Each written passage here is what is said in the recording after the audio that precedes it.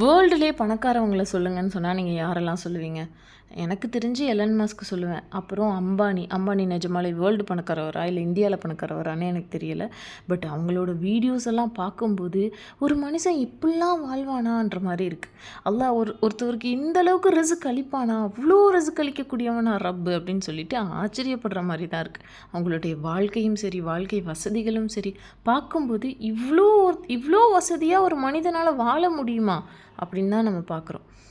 ஆனால் இந்த மாதிரி வேர்ல்டுலேயே பணக்கார ஒரு ஆளை அல்லாஹ் என்ன செய்வானா, நாளை மறுமையில் கூப்பிட்டு ஃபயுஸ்பகஃபின்னாரி சபகத்தன் நரகத்தில் ஒரு முக்கி எடுப்பானா.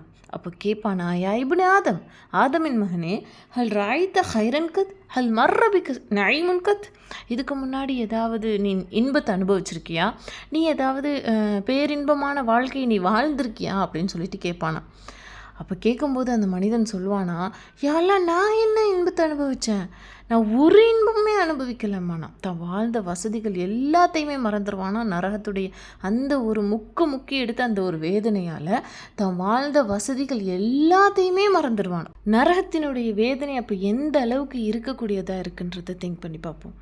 அதே மாதிரி நமக்கு அல்லாஹ் ரிஸ்க் அளிக்கிறான்னா அது அல்லாஹுடைய நாட்டம். நம்ம அல்லாஹ்விடத்தில் நம்ம கையேந்துவோம். ரிஸ்க் அளிக்கக்கூடியவன் அவன் தான்.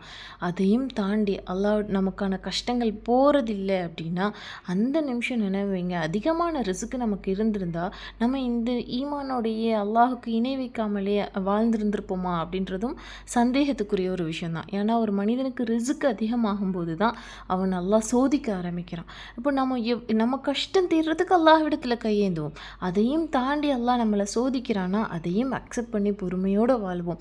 அல்லாஹ்விடத்தில் எப்போவுமே கையேந்தி அவனை நோக்கியே போவோம், வெற்றி அடைவோம். அஸ்ஸலாமு அலைக்கும் வரஹ்மத்துல்லாஹி வபரகாத்துஹு.